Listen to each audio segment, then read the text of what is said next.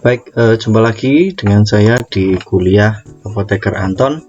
Di video ini kita akan membahas tentang Normality Assessment and Data Transformation. Ya, video ini merupakan bagian dari mata kuliah Statistika Farmasi di Fakultas Farmasi Universitas Jember. Bagaimanakah nanti kita melakukan apa itu normality assessment, mengapa kita perlu melakukan itu, kemudian bagaimana kita melakukan data transformation untuk data yang tidak mengikuti asumsi distribusi normal, itu akan dibahas di video ini. Baik, sebagai overview kita nanti akan membahas kebutuhan tentang normality assessment ya. Kenapa kok normality assessment perlu dilakukan? Yang kedua, bagaimanakah cara ya atau pendekatan-pendekatan yang digunakan untuk melakukan normality assessment ya. Nanti ada banyak cara yang bisa dilakukan. Kemudian kalau kemudian normality assessment ternyata tidak bisa menemukan di awal tidak bisa menemukan bahwa asumsi data terdistribusi normal itu bisa kita asumsikan, atau asumsi data kita tidak bisa diasumsikan mengikuti distribusi normal, maka kita melakukan data transformation. Itu yang akan kita bahas juga di video ini. Baik, langsung saja ke kebutuhan untuk normality assessment. Kenapa kita perlu mengassess ya, menilai normalitas dari data kita. Nah, sebelumnya sebelum sampai di sini Anda harus sudah melihat video tentang distribusi probabilitas untuk data continuous ya, karena normality assessment ini hanya akan dilakukan untuk data yang continuous ya, untuk data yang continuous. Jadi begini, seandainya kita memiliki random variable ya, satu random variable, dan random variable ini memiliki continuous outcomes ya, yang sebenarnya probabilitasnya untuk satu kejadian itu sama dengan 0 gitu ya, maksudnya tidak bisa ditebak dengan sangat amat mudah gitu ya.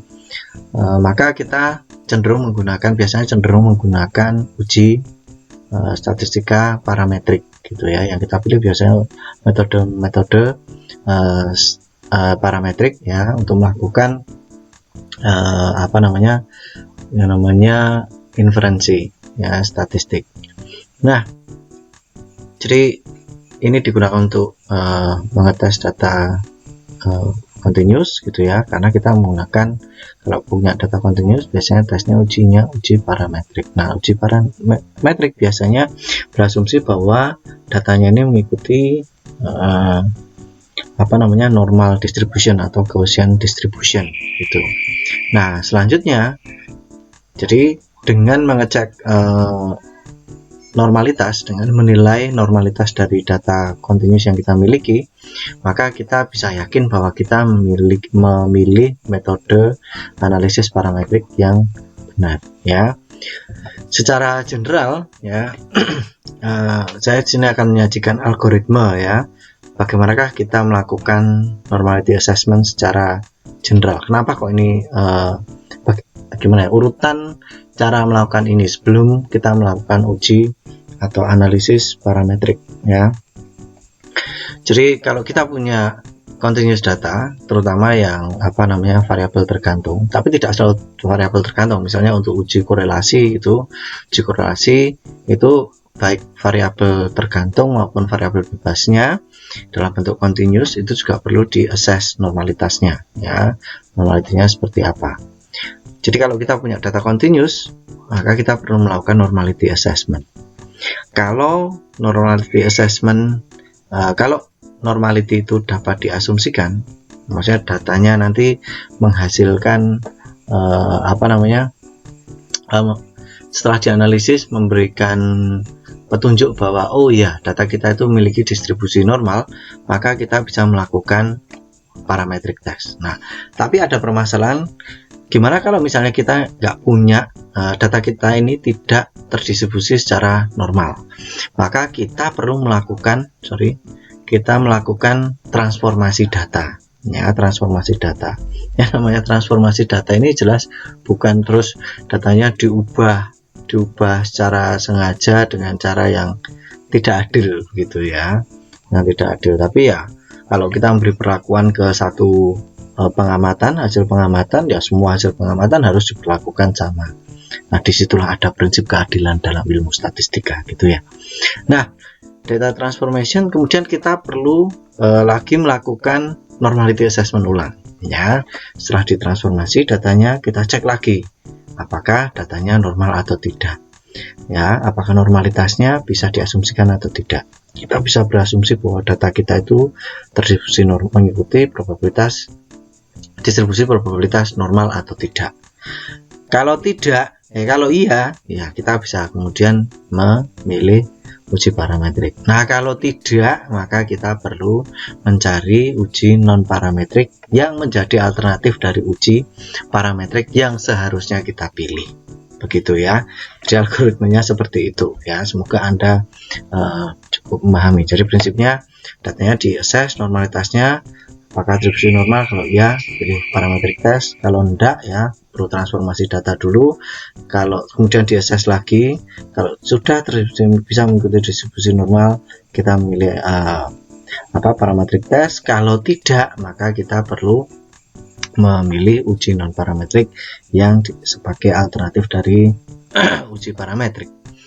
Baik, sebelum melangkah lebih jauh kita perlu bertanya ya, apakah yang dimaksud dengan normal di sini ya.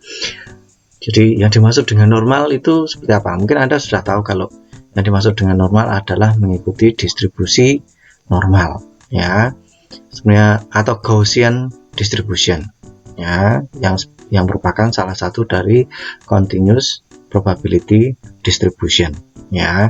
Jadi yang dimaksud normal itu biasanya seperti ini, symmetrical gitu ya, bell shape gitu ya. Symmetrical maksudnya sisi kiri dan sisi kanan itu sama ya. Kenapa kok seperti ini? Karena biar mudah untuk kemudian melakukan generalisasi data dari parameter-parameter yang diperoleh dari sampel kita gitu ya, untuk generalisasi ke populasi yang lebih besar gitu ya.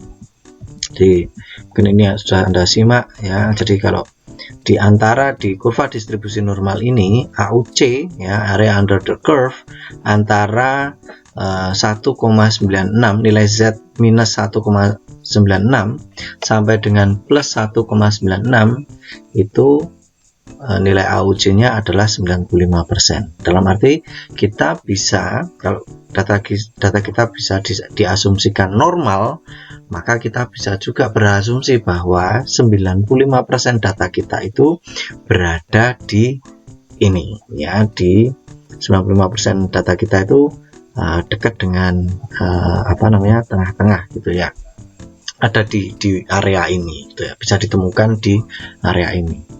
Baik, kemudian gampangannya kalau Anda masih belum punya gambaran tentang apa yang disebut normal di sini ya, seringkali kita mengenal ya, di bidang kesehatan kita mengenal yang namanya reference range dari uji uji lab gitu ya, atau gampangnya gini, saya tampilkan tabelnya saja. Misalnya ini adalah ini disusun oleh Michael Hagstrom, saya ambil dari Wikipedia gitu ya. Nah, ini dia menggambarkan di sini rentang-rentang normal ya dari komponen darah putih gitu ya. Komponen darah yakni darah putih, white blood cells ya. Misalnya di sini ada limfosit ya, yang di sini ada limfosit ya untuk adult, limfosit untuk newborn ya. Ternyata jumlahnya seperti apa? Jumlahnya di newborn itu lebih besar daripada untuk di adult. Nah, sekarang kalau Anda lihat memperhatikan betul-betul memperhatikan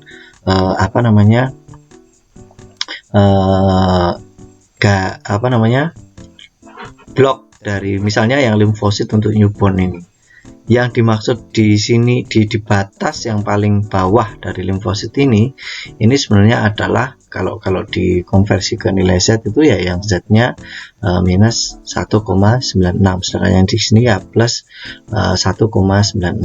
Jadi limfosit pada bayi baru lahir newborn itu biasanya untuk usia atau neonatus ya, itu bayi yang baru lahir hingga usia 28 hari ya.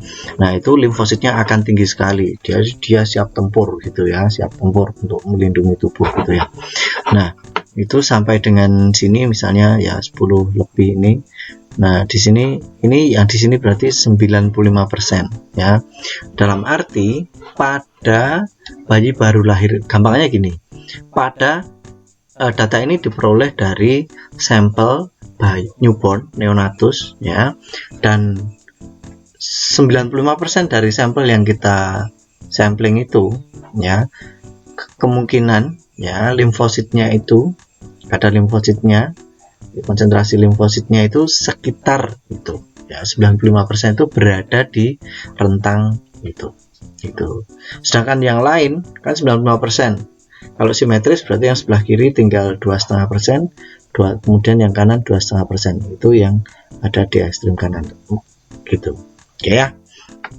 Baik, jadi rentang normal, kita ngomongkan normal, kemudian berapa sih batas normal ini? Nah, kalau kita ngomongkan batas normal itu berarti ya yang 95% itu ada di rentang ini dan itu, batas minus nilai set minus 1,96 sampai plus 1,96 begitu.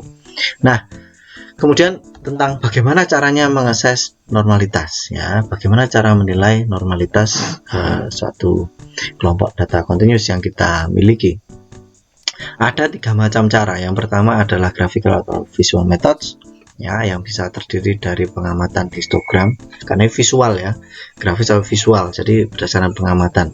Berarti di sini subjektif ya. Tapi meskipun subjektif, ya enggak terus bisa sewenang-wenang ya. Kalau ya wis ngene iki nek aku apik Mas yo awakmu elek ya, enggak normal yo pokoknya manut aku gitu ya, enggak bisa, walaupun subjektif ya. Tapi kita juga punya kesepakatan bagaimanakah melihat ya bahwa ini normal atau tidak gitu ya, di metode grafis atau visual ini. Histogram, kemudian ada box plot, kemudian ada normal QQ plot ya. QQ plot, Q-nya itu quantile plot ya, kuantil plot ya, normal QQ plot. Kemudian cara kedua adalah numerical methods ya. Jadi kita di sini melihat shape of the data ya, dengan menggunakan parameter atau indeks skewness dan kurtosis ya. Jadi ada skewness index dan kurtosis index ya. Jadi bentuknya datanya itu seperti apa, shape of the data ya. Oke, kemudian cara yang ketiga adalah dengan normality test ya, atau uji normalitas. Jadi ada prosedur statistika yang dapat digunakan untuk menilai, mengakses normalitas juga ya. Apa saja uji statistika tersebut? Ada uji Shapiro-Wilk yang sangat populer ya, populer sekali. Kemudian ada uji Kolmogorov-Smirnov ya, namanya nama kereng gitu ya. Kemudian Lilliefors, kemudian yang ada Anderson-Darling. Ini 4 uji normalitas. Sebenarnya ada banyak sekali uji normalitas, cuman 4 ini yang di literatur itu sering dicitasi, sering dipakai gitu ya. Baik, kita lihat satu persatu. Histogram, kalau Anda masih ingat di pertemuan minggu lalu, Anda sudah waktu kita membahas tentang bar chart, Anda juga mengetahui sedikit tentang histogram. Histogram itu seperti ini ya. Ulang lagi, ini contohnya juga sama dengan video yang satunya lagi itu. Jadi ini adalah histogram dari serum albumin level ya. Albumin serum di sini dalam bentuk satuan gram per liter ya. Di sini dari rentang 25 sampai 26 sampai 61 sampai 62 gram per liter.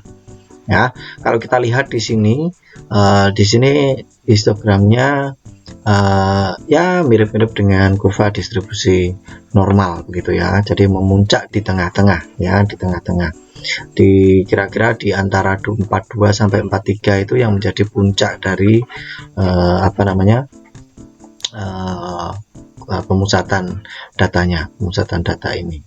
Nah, histogram itu digunakan untuk histogram yang bagus seperti ini ya bisa untuk melihat mean, median, dan mode ya.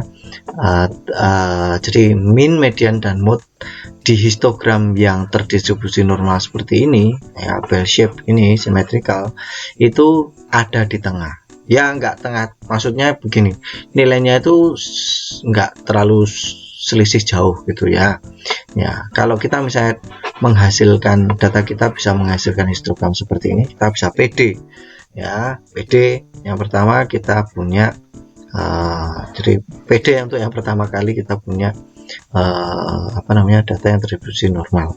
Maksudnya pertama kali Pak ya, kita di uji visual tadi kan nggak cuma histogram, berarti kita perlu ngecek yang lainnya juga. Ini histogram. Nah, kalau sekarang ya, apakah ini histogram atau tidak? Ini juga albumin serum ya dalam gram per desiliter. Ini histogram atau tidak? Silahkan, kalau Anda di video ini tidak paham apakah ini histogram atau tidak, silahkan berarti Anda perlu melihat video yang sebelumnya ya, yang di penyajian data itu ya. Baik, kemudian kalau misalnya kita mendapatkan histogram yang seperti ini, itu seperti apa maksudnya? Histogram yang seperti ini itu disebut histogram yang right skewed ya, menceng kanan gitu ya, atau juga disebut positively skewed ya, menceng positif. Maksudnya apa ya? Gampangannya, kalau yang melihat kalau Anda melihat yang seperti ini, Anda ingat ekornya itu ada di mana ya. Ekornya yang dimaksud ekor itu yang gini, yang memanjang ya, ekornya yang memanjang ini ada di sebelah mana. Kalau ya dia memanjang dan ada di hadapan kita, ekor ini berada di kanan kita, maka dia disebut right skewed atau positively skewed ya. Nah, di dalam pada data yang memiliki histogram seperti ini, puncak datanya itu ada ditunjukkan dengan modus ya, dengan mode. Nah, terus minnya di mana Pak?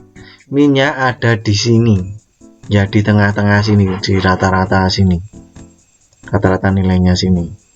Nah, terus medianya di mana Pak? Medianya di antara mode dan min ya. Jadi kalau right skewed ya, right skewed yang sebelah kanan, kita gampangnya ngapalkan dari sebelah kanan ke kiri itu min, median, modus ya, min, median, modus. Minnya yang ada di sebelah kanan ya. Maka pada data seperti ini, kalau di statistika deskriptif ya, ketika kita ingin menggambarkan data kita tidak boleh, atau sebenarnya tidak pantas gitu ya, tidak tepat kalau kita melaporkan ukuran pemusatannya itu dengan min, dengan rata. Kenapa? Karena itu tidak menunjukkan pemusatan data. Lah yang banyak di sini mode-nya sini, atau kadang-kadang bisa jadi mediannya itu dekat sama mode. Nah, maka yang paling representatif untuk menunjukkan pemusatan datanya itu median dibandingkan dengan min gitu ya. Nah, karena dengan median maka dia perlu disertai dengan ukuran penyebaran berupa AQR, interquartile range ya, atau jangkauan interkuartil ya, jangkauan interkuartil ya, bukan martil. Baik, nah kalau kita sekarang melihat ini ya, Anda betul, berarti ini lawannya dari yang right skewed, berarti left skewed, karena kita bisa melihat bahwa ekornya yang panjang itu ada di sebelah kiri ya, yang panjang di sebelah kiri, atau diistilahkan juga dengan negatively skewed ya, negatively skewed. Nah, negatively skewed. Nah, gimana kemudian posisi min, median, dan modusnya? Modus tetap berada di paling kanan ya, kemudian min ada di sebelahnya. Nah, di tengah-tengah min ada di sebelah kiri ya, median ada di tengah-tengah antara min dengan mode ya. Sama seperti tadi, berarti kalau yang right skewed ya, dari kanan kita ngapalkan ke kiri, min, median, modus. Kalau data yang left skewed atau negatively skewed, berarti dari kiri ke kanan itu min, median, mode ya, seperti itu. Nah, sama juga seperti itu, data yang melenceng seperti ini itu lebih tepat statistika deskriptifnya ditunjukkan dengan median, ya, untuk ukuran pemusatan dan ukuran penyebarannya menggunakan IQR. Nah, kalau kita punya histogram dari data kita itu seperti ini, maka kita nggak bisa menyatakan bahwa ini terdistribusi normal, ya. Maka ini tidak mengikuti asumsi distribusi normal. Nah, kemudian kita melihat box plot, ya, bisa ditulis box plot tersambung atau box plot terpisah, ya. Box plot itu apa? Box plot itu yang seperti ini. Jadi ada kotak, ya, di tengah, ya, bisa persegi panjang di tengah. Kemudian di tengah kotak tersebut biasanya ada garis. Nah, yang bagus itu kalau garisnya betul-betul di tengah-tengah. Sedangkan di kanan dan kiri, atau kadang box plot ini juga bentuknya tidak horizontal seperti ini tapi vertikal, ya, itu ada yang namanya whisker atau kumis gitu, ya, kumis, misai, ya, misai saya dari kayak kucing gitu, ya, jadi ini whisker gitu, ya, whiskernya lele gitu, ya. Nah, di sini menunjukkan kalau yang sebelah kiri ini, setelah kotak kemudian garis, kemudian ada garis vertikal, itu adalah nilai minimum. Minimum ini diperoleh dari Q1 minus 1,5 kali IQR, ya. Gue Q1 Pak, ya. Nah, sedangkan kalau ada di sini ada bulatan-bulatan di luar garis ini, bisa macam-macam, ya, bisa kadang ada satu, kadang juga tidak ada. Yang bagus itu kalau nggak ada. Ini yang kita sebut dengan outliers, ya. Jadi box plot ini relatif mumpuni untuk menilai apakah kita punya outliers atau tidak. Hati-hati, ya, kalau data itu ada outliers berarti ada sesuatu di situ. Kenapa kok bisa sampai ada outliers? Maka kita perlu mengecek ulang data tersebut, apakah kita salah nulis, salah entry data, atau memang memang seperti itu, apa adanya, sudah benar. Jadi kita perlu recheck data tersebut. Nah, kembali ke kotak yang ada di tengah. Yang di tengah ini ada kotak yang namanya kotak ini bisa menggambarkan interquartile range, ya, atau IQR, rentang atau jangkauan interkuartil. Nah, maksudnya interkuartil itu antara kuartil berapa dengan kuartil berapa. Nah, kuartil Q1, ya, dengan kuartil 1 dengan kuartil 3. Nah, maksudnya kuartil itu gimana? Maksudnya begini. Di median ini, di konsep median itu, kalau data yaitu dibagi, kalau kita menggunakan kuartil gitu, ya. Kuartil berarti data itu dibagi menjadi 5 sama banyak. Ya, ada misalnya kuartil berarti dibagi menjadi 4 sama banyak. Nah, dibagi 4, ya, dibagi 4 itu berarti di tengahnya Q2, ya, Q2-nya itu adalah median. Di sebelah kirinya Q2 ada Q1, ya. Kemudian di sebelah kanannya ada Q3. Jadi data dibagi 4 sama banyak, maka ada Q1, Q2, dan Q3. Nah, sebenarnya ini juga sama saja kalau di data itu dibagi menjadi 100. Ya, Q1 itu menjadi persentil ke-25, sedangkan Q3 itu dibagi merupakan persentil ke-75. Ya, jadi kalau data ini diurutkan, jadi datanya syaratnya kalau mencari median itu datanya diurutkan dari yang terendah sampai yang terbesar. Kalau misalnya ada pengulangan data, ya silahkan ditulis berulang seperti itu. Kemudian data dibagi sama rata, gitu, ya. Kalau kuartil berarti data dibagi menjadi 4 sama rata, makanya ada 3 Q, ya. 3, ada Q1, Q2, Q3, dan Q2-nya adalah median. Nah, jangkauan interkuartil itu adalah selisih antara Q3 dengan Q1, ya, Q3 dengan Q1.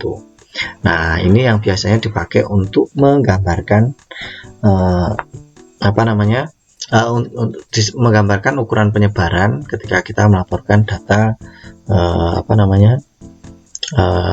ukuran pemusatannya itu median, gitu, ya. Median itu plus interquartile range. Mohon maaf. Nah, di sini yang menarik adalah dari kalau kita ingin di dalam rangka normality assessment, kalau median itu ada di tengah, garisnya ada di tengah seperti ini, maka kita bisa menilai bahwa oh datanya distribusi normal meskipun ada outlier ini gitu ya. Nah, gampangnya kalau mau diplottingkan ke standar kurva normal itu bakalan seperti ini ya, bakalan seperti ini. Kalau jadi Q1 dan Q3, di antara Q1 dan Q3 itu ada 50% data atau AUJ-nya itu 0,5% ya, AUJ-nya itu 0,5%. Nah, sedangkan sisanya itu 24,65 dan yang sebelah sini 24,65 ya.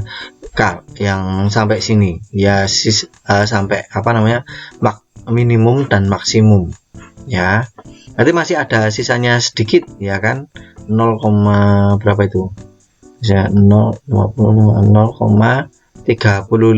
ya, 0,35 nya ada di sini.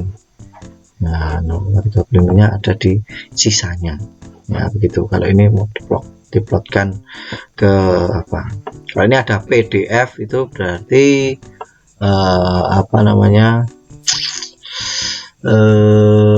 aduh saya kok lupa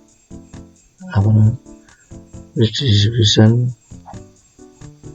probability density function ya, probability density function kalau untuk data continuous. Nah, ini contoh box plot atau contoh box plot dari sebuah penelitian, dari sebuah eksperimen. Nah, kita di sini bisa melihat bahwa artinya ada 5 percobaan gitu ya. Di percobaan pertama data tidak terdistribusi normal ya.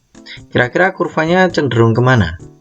Atau shape-nya datang, kita nggak pakai istilah right skewed atau left skewed, tapi juga kita bisa menduga dari box plot ini, maka histogramnya bisa left skewed atau right skewed. Kita lihat yang di sini, yang di nomor 2 ini relatif agak mendekati distribusi normal. Yang ketiga mungkin tidak, kemudian yang keempat ya ini distribusi normal, yang kelima apalagi ya. Jadi ini medianya itu ada di sana. Nah, sekarang Anda bisa, kalau ini dijadikan horizontal ya, gitu ya, diputar ke sini straight gitu. Nah, berarti ini ada di mana medianya? Sebelah kanan atau sebelah kiri. Nah, berarti left skewed atau right skewed. Nah, seperti itu. Kalau ini dijongklengkan gini ya, diputar 90 derajat gitu ya, searah jarum jam. Nah, ini medianya ada di mana?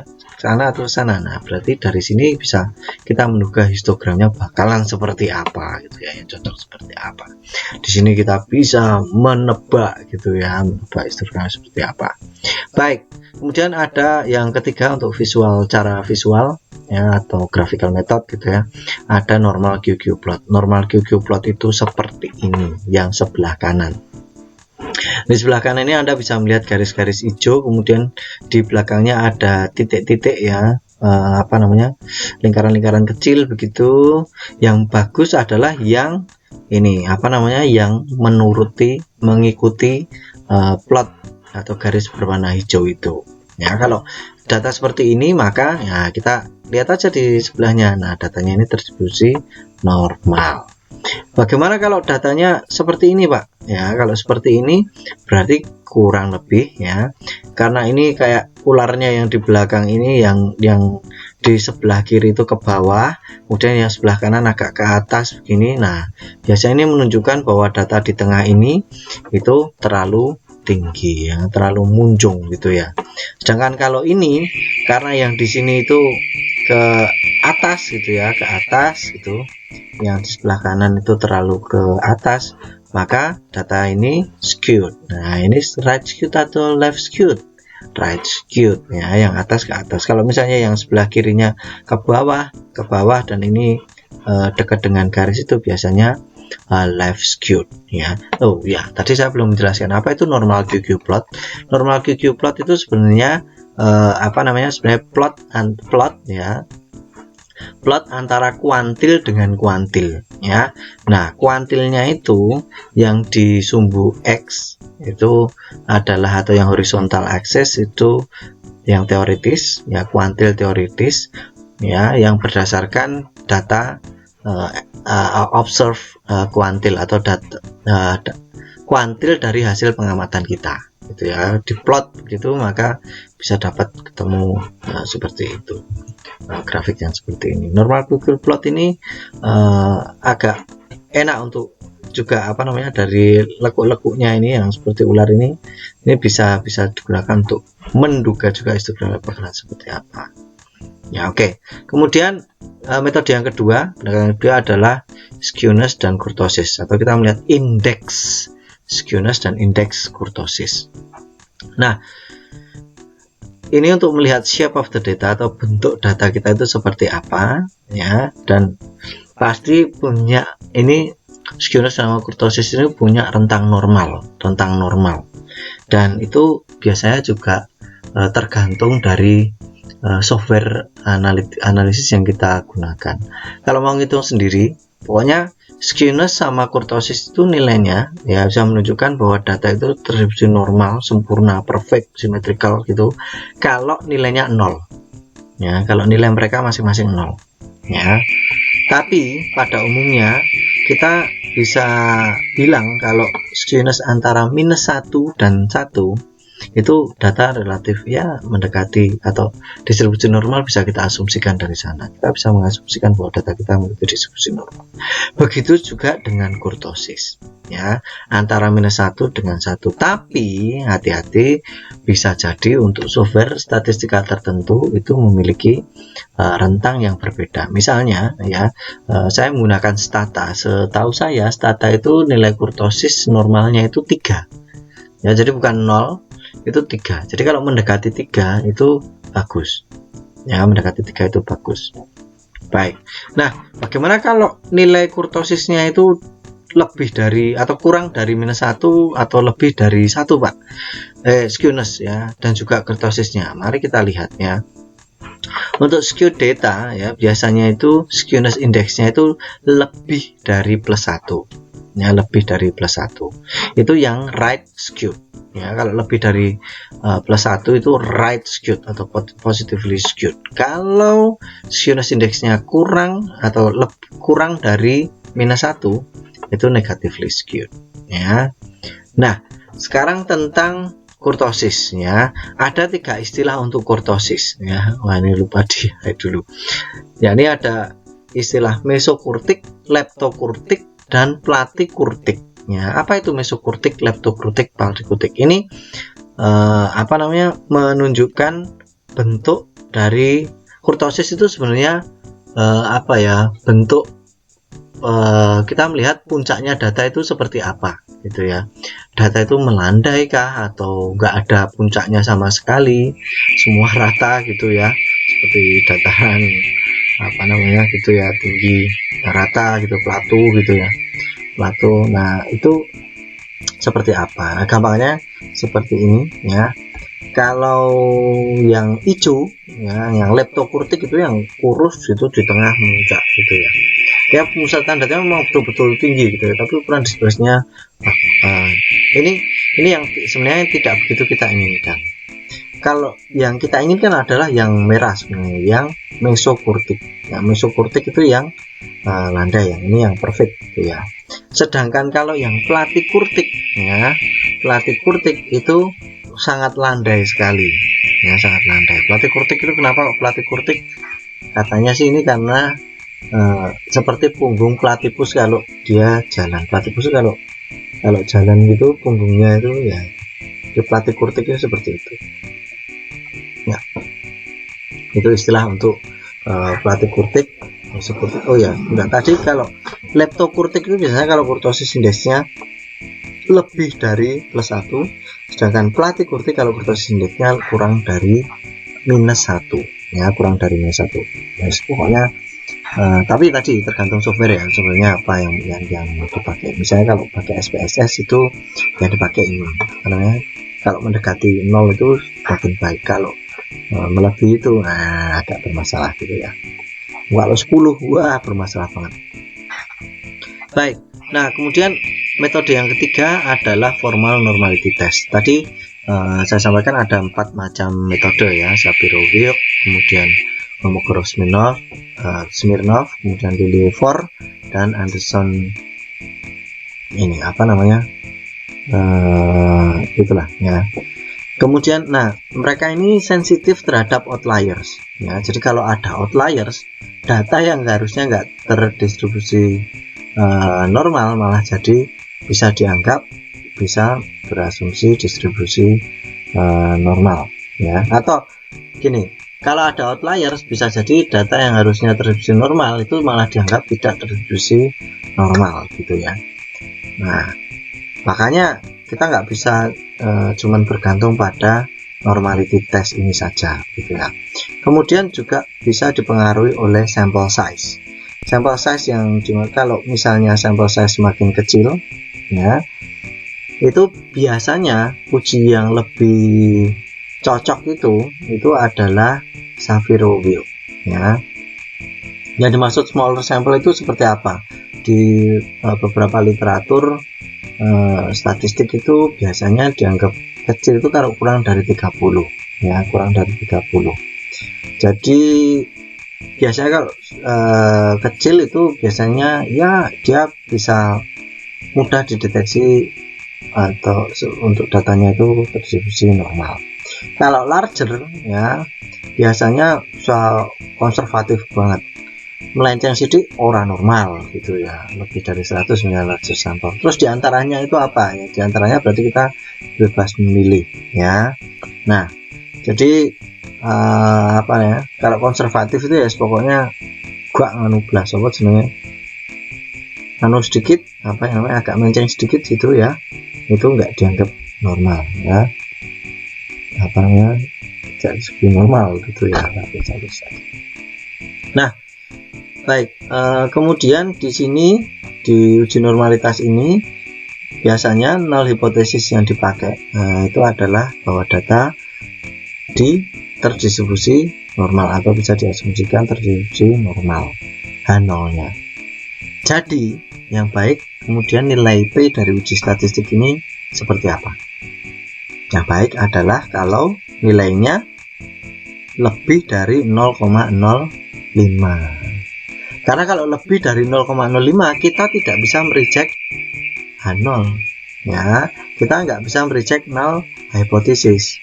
Jadinya dalam arti kata maka data ini memang terdistribusi normal gitu ya. Oke, ini tadi yang saya bicarakan ya, tidak bisa, maka normality dapat diasumsikan dan kita happy karena kita bisa menggunakan parametric test. Nah, contohnya seperti ini output dari ANOVA gitu ya. Di sini ada Anda lihat ada kolom Kolmogorov Smirnov dan Shapiro-Wilk gitu. Nah, pasti kalau kita melakukan test of normality atau normality test gitu ya, itu keluarnya dua ini ya, keluarnya. Terus yang dipakai yang mana gitu ya, karena kita di sini hanya ada 10 pengamatan, biasanya ada 10 pengamatan tok, maka kita bisa pilih Shapiro-Wilk ya. Nah, sebenarnya sih kalau dilihat dari hasilnya entah Shapiro-Wilk maupun Kolmogorov Smirnov semuanya lebih dari 0,05 ya. Dalam arti juga kesimpulannya sama, bahwa kita bisa berasumsi bahwa data kita terdistribusi normal. Tapi ingat bahwa tadi saya di awal sudah menyampaikan kalau sampel sedikit itu ujinya ini menjadi sensitif ya. Sensitivitasnya tinggi gitu, dalam arti yang seharusnya tidak terdeteksi, tidak bisa diasumsikan, data yang tidak bisa diasumsikan terdistribusi normal bisa jadi malah diasumsikan terdistribusi normal ya. Maka karena satu sama lain tadi sebenarnya punya kekurangan, maka paling bagus adalah menggunakan semuanya. Semua metode digunakan, ketiganya digunakan, atau paling enggak kita punya 5 macam metode campuran ya, dari metode yang pertama yang graphical visual methods, kemudian yang kedua yang pakai indeks tadi skewness and kurtosis, kemudian yang ketiga pakai formal normality test. Nah, itu digabungkan gitu ya. Nah, gampangnya kalau kita melakukan analisis assessment atau penilaian normalitas, bikinlah ya, saran saya bikinlah seperti ini, bikinlah semacam tabel ini untuk melihat ya, misalnya kita ngecek variabel A, kita lihat shape of datanya, skewness kurtosisnya berapa, terus normality test ya, pakai tes apa ya, dalam kurung metodenya apa ya. Nah, normality bisa assume atau enggak. Ini cuma 3 di sini, tapi bisa dilengkapi dengan graphical abstrak ya, atau visual method gitu ya, histogram, box plot, sama normal QQ plot ya. Yang ini yang ada di sini adalah yang baik, maka kita bisa mengasumsikan ya bahwa data kita mengikuti distribusi normal ya, mengasumsikan ya, dieling-eling itu.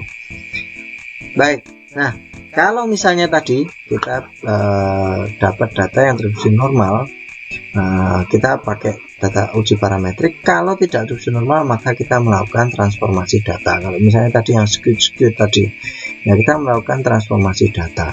Data transformasi itu gini, intinya adalah kita sebenarnya merubah satuannya saja. Mirip-mirip kalau kita mengubah satuan. Saya punya penggaris 1 meter, berarti sebenarnya saya punya penggaris ini berapa sentimeter? 100 cm begitu ya. Hanya semacam konversi-konversi kayak gitulah ya.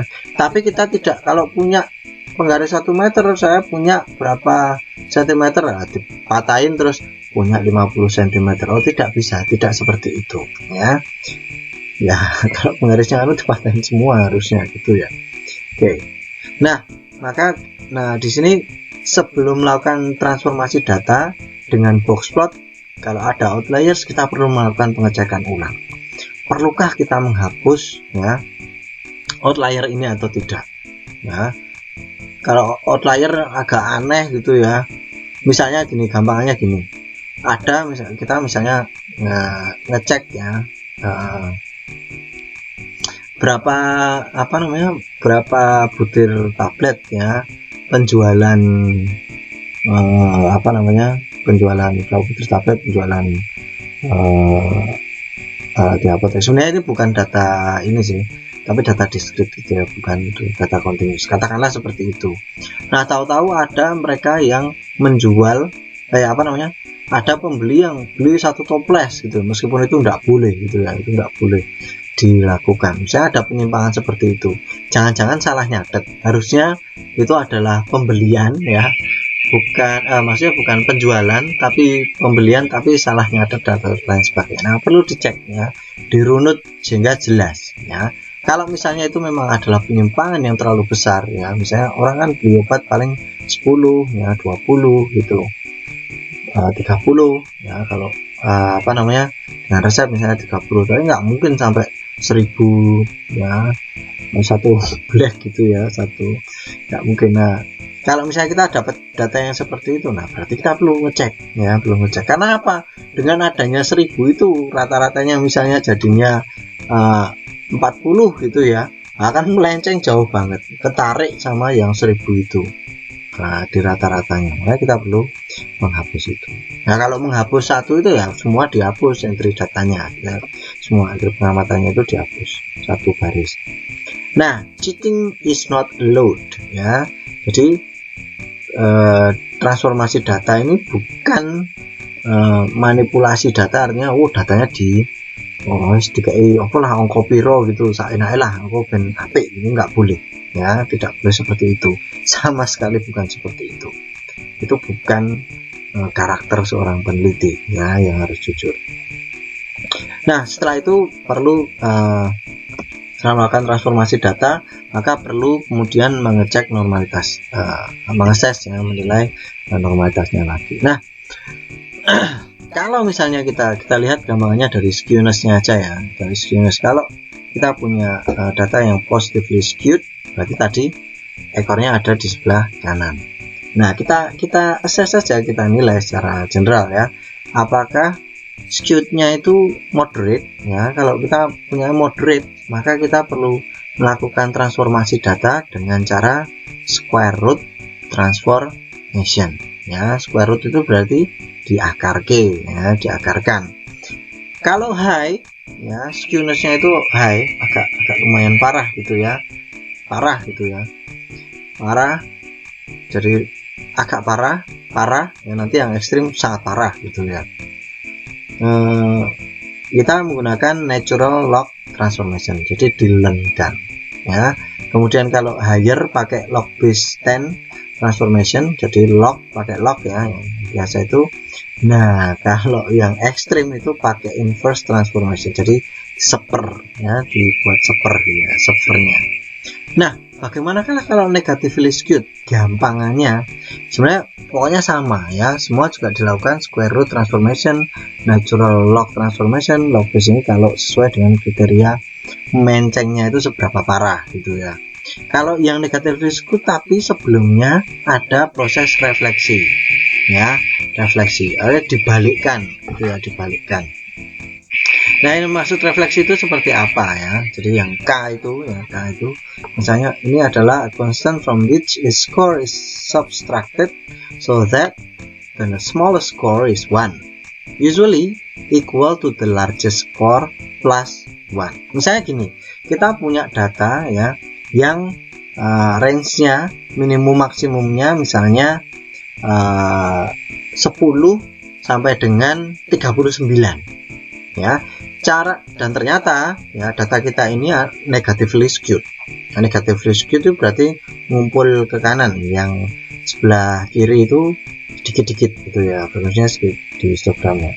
Nah, maka cara merefleksikannya adalah dengan ya mengurangkan, nah tadi 10 minimumnya, maksimumnya itu 39, maka kita bisa mengurangkan ini dengan 39 berarti ditambah 1, 39 tambah 1 40 ya, jadi 40 ya dikurangi masing-masing nilainya 10 ya dikurangi 10, nilainya 11 ya dikurangi 11, 40 dikurangi 11, 40 kurangi 10 dan lain sebagainya. Nah, jadi kalau nanti 40 kurangi 9, 39 ya nilai maksimum itu, hasilnya nanti akan jadi 1. Nah, ini adalah yang namanya reflection ya. Jadi setelah reflection ini ya, reflection baru kemudian kalau yang moderate itu ya diakarkan, kalau yang high itu ya di blend, kalau yang higher itu di log, kemudian yang ekstrim itu di seper ya, seperti itu. Oke, good. Jadi sudah tahu kuncinya, rahasianya seperti itu ya. Kita dulu. Baik, nah sekarang tugasnya adalah nah ini ada tugasnya gitu ya. Nanti ini akan saya tulis dalam kuis. Jangan khawatir, dalam bahasa Indonesia gitu ya. Oke, sebelum saya akhiri, saya mengucapkan terima kasih untuk Slash Carnival, Unsplash, Graphic Burger, Lato Freefon, dan Orange Freesound untuk musik bossa nova yang hebat ini.